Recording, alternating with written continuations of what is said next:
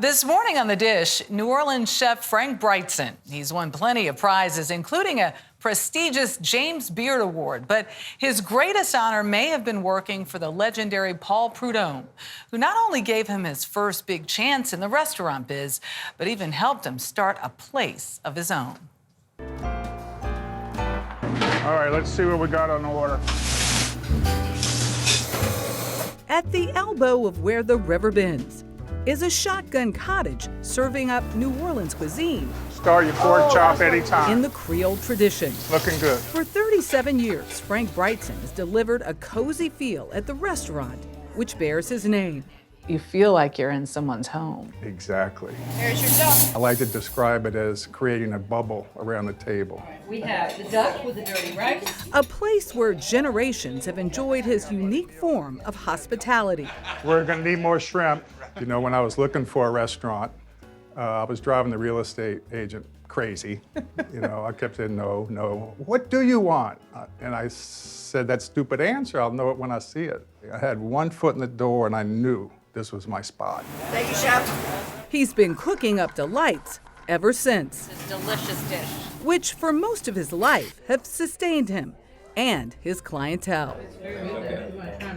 So here we have our shrimp remoulade, and this is served with guacamole Yes. and deviled eggs. Can I please just Please try just that. go It's a dive lovely right in? combination. The remoulade sauce is very vibrant and sharp flavors, and so the creaminess of the avocado and the richness of the deviled egg balance that out. You would think they compete, but it totally doesn't. Thank Oh you. my gosh, it's so good. Also on the table, one of Brigtsen's most popular dishes, classic filet gumbo made with andouille sausage and chicken, broiled striped bass served with a crab crust and a lemon crab sauce. You broil this on This here? is cooked directly under the broiler.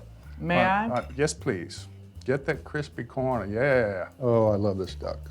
Roast duck à l'orange with classic French orange sauce served with dirty rice. We slow roast them for 4 hours until the fat renders out and the meat is very tender. And this is a seasonal sauce. Christmas time is citrus time here in Louisiana. And for dessert, pecan pie made with dark Caro corn syrup. Take us through, because you weren't entirely sure you wanted to go into this industry. How'd you get in? I kind of fell into it, and I think in my generation that was pretty common. I didn't even know there were culinary schools.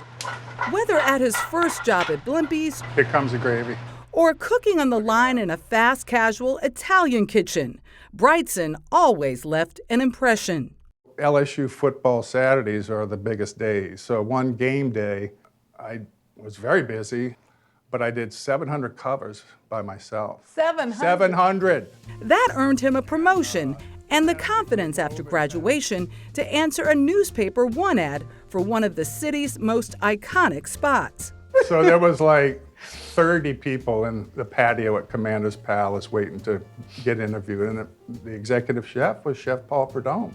It took 3 hour-long interviews over the course of 3 weeks, but he secured the ultimate job, a culinary education at the premier restaurant with a legend. I had the opportunity to work every station in the kitchen. I learned how to shake a skillet. That was a diploma. Yes, Master's, that was my and education. that was a bachelor's and a PhD. Truly. That's the difference between blackening and grilling. He learned to cook outside the box. Blackening, like browning vegetables, like the vegetables for our gumbo, for instance. You know, onion, celery, bell pepper is such a huge part of our cooking. And build relationships from suppliers to his competition. And it was Paul Prudhomme, Larry Forgione at an American place who researched Native American dishes, etc. Alice Waters at Chez Panisse, and even Wolfgang Puck in LA.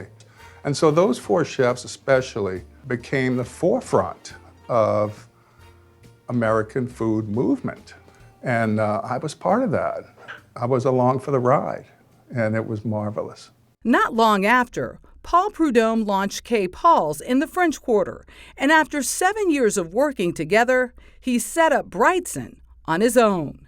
Kay and Paul were amazing people. And They lent me the money, the support, set me up with an attorney, a CPA, a real estate agent. You know, I owe them everything. Here in City Park's Botanical Garden, the sweetest 10 acres in the city. During the pandemic, Brigsten restored the spirits in his community with an outdoor cooking class. He found refuge in the great outdoors of a city park.